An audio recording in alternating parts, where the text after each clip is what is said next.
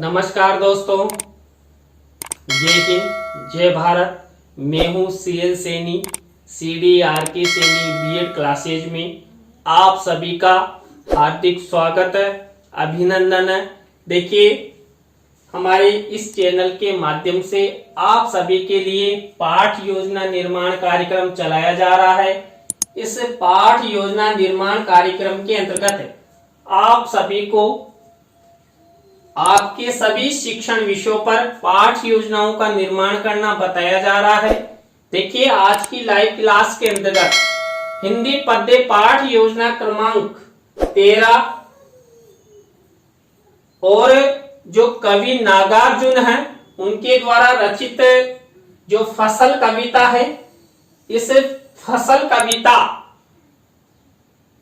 इस प्रकरण को लेते हुए हम पाठ योजना का निर्माण करना आपको बताएंगे कि किस तरह आप फसल कविता पर पाठ योजना का निर्माण कर सकते हैं। तो आप सब बने रहें हमारे साथ, हमारे चैनल के साथ। और यदि आप हमारे चैनल पर पहली बार आए हैं तो हमारे चैनल को सब्सक्राइब करें और पास ही बने बेल आइकन को जरूर दबावें, जिससे हमारे द्वारा जब भी पाठ योजना की न्यू लाइव क्लास चलाई जाती है तो आपको उनके नोटिफिकेशन मिल सके और आप पाठ योजना निर्माण करना सीख सके।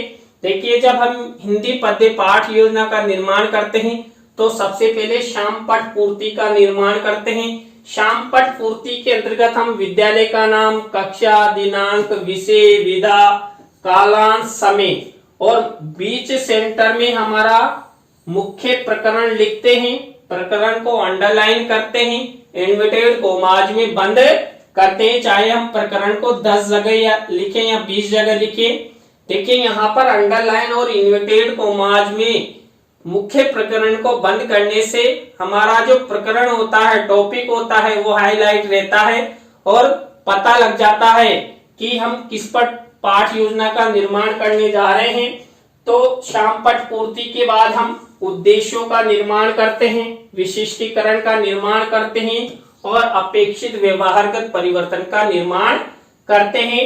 हिंदी पद्य पाठ योजना में हम 6 उद्देश्यों का निर्माण करते हैं। गद्य पाठ योजना और पद्य पाठ योजना के उद्देश्यों में थोड़ा बहुत अंतर होता है। तो यहाँ पर पहला उद्देश्य ज्ञानात्मक। अब ज्ञानात्मक से रिलेटेड ये विशिष्टीकरण बनाए जाएंगे, ये अपेक्षित व्यवहारगत परिवर्तन बनाए जाएंगे। इसी तरह है यहाँ पर दूसरे नंबर का उद्देश्य होता अर्थ ग्रहणात्मक। देखिए, यहाँ चेंजेज हैं तो इससे रिलेटेड ये विशिष्टीकरण बनाए जाएंगे, ये अपेक्षित व्यवहारगत परिवर्तन बनाए जाएंगे। इसी तरह थर्ड नंबर का उद्देश्य होता है अभिव्यक्त्यात्मक। देखिए, अभिव्यक्त्यात्मक से रिलेटेड ये विशिष्टीकरण, ये अपेक्षित व्यवहारगत परिवर्तन। इसी तरह कौशलात्मक उद्देश्य से रिलेटेड ये विशिष्टीकरण, ये अपेक्षित व्यवहारगत परिवर्तन। इसी तरह 5वें नंबर का उद्देश्य होता अभिरुच्यात्मक। देखिए, अभिरुच्यात्मक उद्देश्य से रिलेटेड ये विशिष्टीकरण और ये अपेक्षित व्यवहारगत परिवर्तन। अंतिम हमारा 6ठे नंबर का उद्देश्य होता है अभिप्रत्यात्मक। अभिप्रत्यात्मक से रिलेटेड ये विशिष्टीकरण और ये अपेक्षित व्यवहारगत परिवर्तन। इस तरह आपको हिंदी पद्य पाठ योजना में 6 उद्देश्य बनाने हैं। 6 उद्देश्यों के अंतर्गत 1 से 2 विशिष्टीकरण और 2 से 3 अपेक्षित व्यवहारगत परिवर्तन बनाना है। और यहाँ पर उद्देश्य और मुख्य प्रकरण का ध्यान में रखते हुए ही हम विशिष्टीकरण और अपेक्षित व्यवहारगत परिवर्तन का अच्छे से निर्माण कर सकते हैं। इसके बाद हमारी नेक्स्ट प्रक्रिया आती है कक्षा शिक्षण सहायक सामग्री की। कक्षा शिक्षण सहायक सामग्री 2 प्रकार की होती है, सामान्य और विशिष्ट। देखिए, सामान्य शिक्षण सहायक सामग्री तो कक्ष में उपलब्ध होती है, लेकिन जो विशिष्ट शिक्षण सहायक सामग्री होती है उसका हमें निर्माण करना होता है। हम विशिष्ट शिक्षण सहायक सामग्री के अंतर्गत चार्ट, चित्र, मॉडल, प्रतिकृति आदि का निर्माण करते हैं। यहाँ पर जो हमने फसल कविता ली है, इस पर हम चार्ट और चित्र का निर्माण करेंगे और इसके बाद पूर्व ज्ञान का कॉलम बनाएंगे। तो यहां तक की प्रक्रिया आपको प्रत्येक हिंदी पद्य पाठ योजना में अपनानी है। इसके बाद यहां पर देखिए हम क्या करते हैं, हमारी जो पहली स्टेप है, पहला शिक्षण बिंदु होता है, वहां से पाठ योजना का प्रारंभ करते हैं। पहला शिक्षण बिंदु होता है प्रस्तावना। देखिए मैंने प्रस्तावना के अंतर्गत आपको कई बार बताया है, हम 3 से 5 प्रश्न प्रस्तावना के बनाते हैं। अंतिम प्रश्न समस्यात्मक होता है, प्रश्नों में तारतम्यता होती है, जिग-जैग होता है, उत्तरों से ही प्रश्न बनाए जाते हैं और सरल से कठिन की ओर शिक्षण सूत्र पर आधारित प्रस्तावना के प्रश्न बनाए जाते हैं। और जो प्रस्तावना के प्रश्न बनाए जाते हैं ये छात्रों के पूर्व ज्ञान पर आधारित होते हैं, संक्षिप्त होते हैं, सुबोध होते हैं। देखिए यहां पर जो नागार्जुन द्वारा रचित फसल कविता है, उस पर प्रस्तावना के प्रश्न मैंने कैसे बनाए। पहला देखिए, हम सब अधिकांशतः खाने में सबसे अधिक क्या बनाते हैं। देखिए सबसे अधिक हम चपातियां बनाते हैं, रोटी बनाते हैं या सब्जी बनाते हैं। रोटी सब्जी का ही ज्यादा यूज किया जाता है। अब इसी उत्तर से हमारा नेक्स्ट प्रश्न बनेगा, चपातियां किस किस की बनाई जाती है। देखिए जो चपातियां रोटी है ना, वो हम गेहूं की भी बनाते हैं, बाजरे की भी बनाते हैं, मकई की भी बनाते हैं। अब यहाँ पर इसी उत्तर से हमारा नेक्स्ट प्रश्न बनेगा, गेहूं, चावल, आलू, टमाटर, मिर्ची एवं अन्य सब्जियां कौन तैयार करता है। देखिए आपको सब्जी मंडी में जो सब्जियां मिलती है, राशन की दुकान पर जो गेहूं मिलते हैं, चावल मिलते हैं, उनको कौन तैयार करता है, किसान तैयार करता है। तो इसी उत्तर से हमारा नेक्स्ट प्रश्न बनेगा, किसान खेत में क्या तैयार करता है। देखिए किसान यहाँ पर खेत में कृषि फसलें तैयार करता है। अब इसी उत्तर से हमारा नेक्स्ट प्रश्न बनेगा, कवि नागार्जुन द्वारा रचित फसल कविता के बारे में आप सब क्या जानते हैं।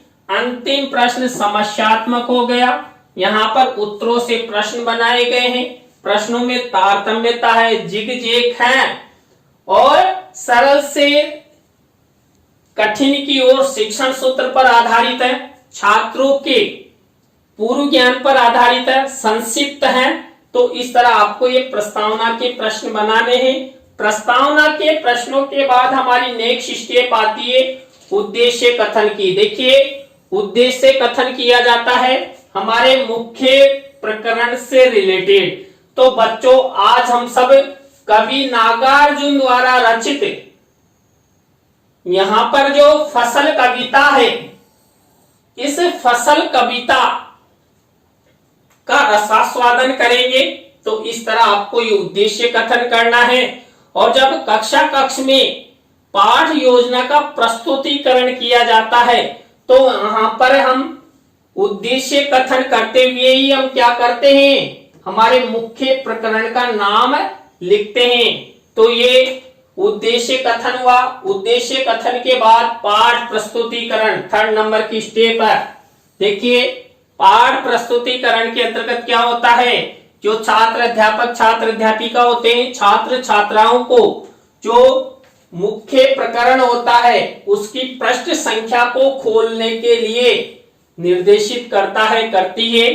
तो इस तरह आपको मुख्य पाठ योजना में प्रस्तावना, उद्देश्य कथन, पाठ प्रस्तुतिकरण इस तरह अपनाते हुए 4th नंबर की स्टेप अपनाना है, बनाना है सस्वर आदर्श वाचन। देखिए यहाँ पर हम पद्य पाठ योजना का निर्माण करने जा रहे हैं, तो सस्वर आदर्श वाचन किया जाएगा। सस्वर आदर्श वाचन छात्र अध्यापक छात्र अध्यापिका द्वारा किया जाता है। जो कविता, पद, दोहा, सवैया आदि लिया जाता है उसको रागात्मक तरीके से छात्र छात्राओं के सामने प्रस्तुत किया जाता है। और शिक्षण सहायक सामग्री में जो हम मुख्य या मूल कविता ले रहे हैं या दोहा ले रहे हैं या पद ले रहे हैं, उसको मूल कविता इस तरह लिखते हुए शिक्षण सहायक सामग्री के कॉलम में मिनीचर के रूप में लगाना है। देखिए मेरे द्वारा भी इसमें बंद है क्या, अरे लड़की नहीं, मूल कविता। तो मूल कविता लिखी हुई है। अभी हमारा जादू का पेन चलेगा और यहां पर मूल कविता दिखाई देगी। यहां देखिए कविता लड़की का नाम नहीं है भाई, सामने अपने होश खो नहीं बैठे। तो इस तरह ये मूल कविता हो गई। ये मूल कविता किससे रिलेटेड है, कवि नागार्जुन द्वारा रचित है और फसल कविता की ये पंक्तियां हैं। तो ये मूल कविता आपको शिक्षण सहायक सामग्री में चस्पा करनी है। इसके बाद सस्वर अनुकरण वाचन। देखिए सस्वर अनुकरण वाचन छात्र अध्यापक छात्र अध्यापिका द्वारा किया जाता है। छात्र अध्यापक छात्र अध्यापिका छात्र छात्राओं को निर्देशित करते हैं कि जो हमारी कविता है इस कविता का सस्वर अनुकरण वाचन कीजिए। छात्र छात्रा कक्षा कक्ष में कविता का सस्वर अनुकरण वाचन करते हैं। तो इस तरह ये आपको सस्वर अनुकरण वाचन की स्टेप अपनानी है। इसके बाद हमारी नेक्स्ट स्टेप आती है अशुद्धि संशोधन की। देखिए अनुकरण यानी सस्वर अनुकरण वाचन के समय की गई जो अशुद्धियां हैं, अशुद्ध उच्चारण है, उसको छात्र अध्यापक छात्र अध्यापिका श्यामपट्ट की सहायता से शुद्धिकरण करवाते हैं। तो यहाँ पर वही ब्लैक शीट का निर्माण, सिल्वर कलर का पेन यूज करते हैं और एक तरफ अशुद्ध शब्द एक तरफ शुद्ध शब्द लिखे जाते हैं। तो देखिए ये अशुद्ध शब्द लिखे गए हैं और ये शुद्ध शब्द लिखते हुए छात्र छात्राओं का छात्र अध्यापक छात्र अध्यापिका द्वारा यहाँ पर उच्चारण ठीक करवाया जाता है। तो अशुद्धि संशोधन के बाद हमारी नेक्स्ट स्टेप आती है शब्दार्थ सरलीकरण की। देखिए शब्दार्थ सरलीकरण किया जाता है। जो हमारी मुख्य कविता है यहाँ पर फसल कविता, अब इस फसल कविता की जो पंक्तियां हैं इसमें कोई ऐसा शब्द है जिनका अर्थ छात्र छात्राओं को बताना हो तो इस तरह शब्दार्थ सरलीकरण की स्टेप बनाई जाती है। इसके अंतर्गत वही श्यामपट्ट के माध्यम से शब्दार्थ सरलीकरण किया जाता है। एक तरफ शब्द लिखे जाते हैं एक तरफ अर्थ लिखे जाते हैं। तो देखिए ये शब्द हैं और ये इनके अर्थ मेरे द्वारा लिखे गए हैं। किससे रिलेटेड है, ये फसल कविता से रिलेटेड। तो ये शब्दार्थ सरलीकरण की स्टेप हुई। शब्दार्थ सरलीकरण के बाद हमारी नेक्स्ट स्टेप आती है पद्यांश का भावार्थ। देखिए जो हमने यहाँ मुख्य कविता लिए फसल, इस फसल कविता के पद्य यानी कविता का भावार्थ यहाँ पर किया जाएगा। और देखिए यहाँ पर जो शिक्षण सहायक सामग्री का कॉलम होता है उसमें चस्पा की जाती है। तो ये आपको रंगीन मिनीचर पर लिखकर ऐसे चस्पा करनी है, तब आप इस स्टेप को बना सकते हैं। तो ये पद्य का भावार्थ हुआ। पद्य के भावार्थ के बाद हमारी नेक्स्ट स्टेप आती है भावानुभूति प्रश्नों की। देखिए भावानुभूति प्रश्न पूछे जाते हैं जो हमने मुख्य कविता पद्य या दोहा लिया उसके भावार्थ के आधार पर। तो यहाँ पर हमने फसल कविता लिए तो उससे रिलेटेड उसके भावार्थ के आधार पर ये भावानुभूति प्रश्न बनाए जाएंगे। एक तरफ प्रश्न एक तरफ उत्तर आपको बनाना है। इस तरह भावानुभूति प्रश्नों की स्टेप अपनानी है। भावानुभूति प्रश्नों की स्टेप के बाद हमारी नेक्स्ट स्टेप आती है पुनः सस्वर वाचन। पुनः सस्वर वाचन छात्र अध्यापक छात्र अध्यापिका द्वारा किया जाता है। छात्र छात्राओं के सामने जो हमने मूल कविता लिए उसका पुनः सस्वर आदर्श वाचन किया जाएगा। इसके बाद नेक्स्ट स्टेप आती है संभावित पद्य की। देखिए संभावित पद्य से तात्पर्य यहाँ पर जो हमने मुख्य पद्य लिया है यानी कविता फसल, इससे रिलेटेड इसके प्रकरण से रिलेटेड इसके भावार्थ से रिलेटेड कोई दूसरी कविता लेते हैं। तो यहाँ पर देखिए ये संभावित कविता ली गई है फसल ये, पर ये कवि केदारनाथ सिंह द्वारा रचित है और शिक्षण सहायक सामग्री के कॉलम में लिखी गई है। तो यहाँ पर आपको ये संभावित कविता भी लेना है और इसका भावार्थ भी लिखना है। देखिए भावार्थ आपको दिखाई नहीं दे रहा, भावार्थ इसके पीछे छिपा हुआ है, अभी हम आपको दिखाएंगे, थोड़ा इंतजार कीजिए। हमेशा ठंडा करके खाना चाहिए, गरम गरम चाय पीने से भी मुंह जल जाता है। तो इस तरह देखिए संभावी पद्य की स्टेप आपको अपनानी है। तो ये संभावी पद्य हुआ, कविता हुई और ये इसका भावार्थ हुआ। देखिए वही अब ये आपको ये संभावी पद्य कविता का भावार्थ दिखाई दे रहा है, स्क्रीनशॉट ले लीजिए। तो इस तरह ये संभावी पद्य की स्टेप आपको अपनानी है। इसके बाद सौंदर्य अनुभूति प्रश्न। देखिए सौंदर्य अनुभूति प्रश्न किए जाते हैं मूल पद्य और संभावित पद्य के आधार पर। अब यहाँ पर हमारे पास दो कविताएं हो गई, मूल कविता जो नागार्जुन द्वारा रचित है और दूसरी कविता केदारनाथ सिंह द्वारा रचित है। दोनों का जो टाइटल है वो एक ही है। तो उसमें यहाँ पर हम सौंदर्य अनुभूति प्रश्न करेंगे। तो दो प्रश्न आपको मूल कविता, दो प्रश्न संभावी कविता से लेने हैं और एक प्रश्न आपको दोनों में तुलनात्मक रूप से लेना है। तो इस तरह 5 सौंदर्य अनुभूति प्रश्न आपको बनाने हैं। सौंदर्य अनुभूति प्रश्नों के बाद हमारी नेक्स्ट स्टेप आती है मूल्यांकन प्रश्नों की। देखिए मूल्यांकन प्रश्नों के अंतर्गत 3 तरह के प्रश्न लेते हैं। 3 तरह के प्रश्नों में हम 2-2 प्रश्न लेते हैं, यानी कुल मिलाकर 6 मूल्यांकन प्रश्न बनाए जाते हैं। और यहाँ पर देखिए पहले प्रकार में वस्तुनिष्ठ प्रश्न लिए गए हैं, द्वितीय प्रकार में रिक्त स्थानों से रिलेटेड लिए गए हैं या सत्य असत्य से रिलेटेड लिए गए हैं, और थर्ड प्रकार में एक पंक्ति में उत्तर से संबंधित लिए गए हैं, अति लघुत्रात्मक प्रश्न लिए गए हैं। तो इस तरह आपको वही ब्लैक शीट का निर्माण, सिल्वर कलर के पेन से ये मूल्यांकन प्रश्न लिखना है। किसी भी प्रश्न का उत्तर नहीं लिखना है। जब कक्ष में इसका प्रस्तुतिकरण किया जाता है उस समय इनके उत्तर लिखे जाते हैं। इसके बाद नेक्स्ट स्टेप आती है हमारी गृह कार्य। देखिए गृह कार्य के अंतर्गत हम वही एक निबंधात्मक प्रश्न 2 भी दे सकते हैं, छात्र छात्राओं को होमवर्क के लिए देते हैं। तो यहाँ पर श्याम पट कार्य वाले कॉलम में ब्लैक शीट का निर्माण, सिल्वर कलर का पेन यूज करते हुए यहाँ पर एक निबंधात्मक प्रश्न दिया जाता है। तो यहाँ हमने ये गृह कार्य की स्टेप अपनाई। तो दोस्तों आज की लाइव क्लास में हमने हिंदी पद्य पाठ योजना क्रमांक 13 के अंतर्गत जो कवि नागार्जुन द्वारा रचित फसल कविता है इसके बारे में आपको संपूर्ण पाठ योजना का निर्माण करना बताया। आज की पाठ योजना की क्लास आपको कैसी लगी कमेंट्स में हमें जरूर बताएं। अच्छी लगी हो तो लाइक करें, कमेंट्स करें और शेयर जरूर करें दोस्तों।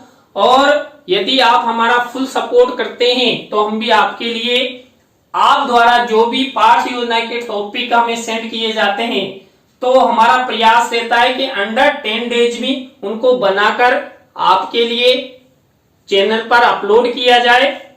तो आप हमारा बराबर सपोर्ट करते हैं तो हम भी आपके लिए कुछ नया करते रहेंगे। इसी तरह नई पाठ योजना की लाइव क्लास के साथ आपसे फिर मिलेंगे CL सैनी के साथ CDRK सैनी BEd क्लासेज पर।